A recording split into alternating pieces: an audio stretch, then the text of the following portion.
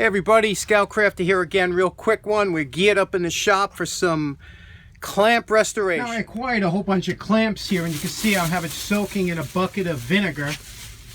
This is the second load, and what I do is I mix them up and turn them around, let them sit there for about 2 or 3 days. After which, this is a baking soda bath.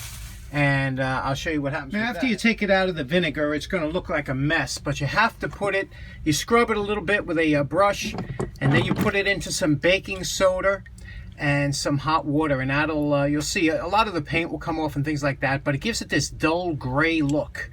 And you got to leave it in here for the baking soda to neutralize the acid. Now, I took this clamp out here 5 minutes ago. 5 minutes, and look at the flash rust that's starting on this clamp. Now, even though it's only been, like I said, 5 minutes, you can see the amount of flash rusting that'll happen. It'll just get worse and worse. So you got to be ready to work on it when you pull it out of the baking soda bath, which neutralizes the acid. Now, over here I have my 10-inch.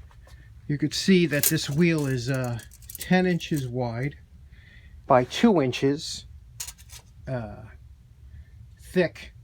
And this wheel is a very coarse wheel, extremely coarse, extremely dangerous to work with. You know, when you work with a wire wheel or buffer, believe it or not, these are the two most dangerous things you could work with in the shop, so you got to be really careful. Have it clamped down to my table. This thing is just a little bit out of balance, but, and here's the important thing, when you're running these, got to look at the RPM, okay? This is 1725 here, 1725 RPM. You know, a lot of motors are 3,000. You do not want to ever go that high on a buffer or wire wheel. You got to get a 1,700, even better, 1,500. So, but you'll see this is going to shake a little bit because it's out of balance. But I'm going to show you real time how quick a nice, big, heavy, coarse wheel will take off all that excess scale and paint off of the clamps. Now, I have 5 layers of protection on, as far as I have all kinds of smock and everything on that I can't get injured by this wheel. Now, I also remember there's this paint on here. It's probably lead paint, so I got a surgeon's mask on for breathing. We're going to get the rust off, and I'm going to show you in real time how quick this wheel works on this.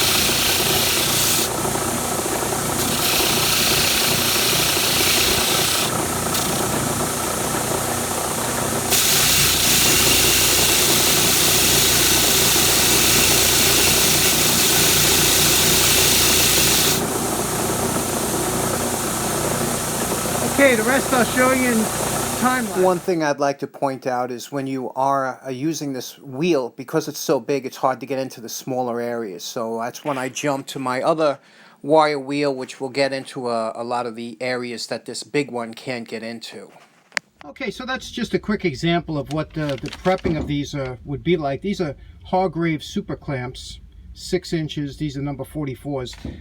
Really nice clamps, strong clamps. What we're going to do now is, after we get it down to this stage where we took it down where it's mostly back to bare metal, we're going to rub it down with some steel wool and denatured alcohol, and then we're going to wipe them down with some shellac on a rag, wipe that all down, all the metal parts with shellac except for the threads, and that'll keep it from rusting, flash rusting, until you paint it or do whatever you want to do. So that's my preferred method of doing this.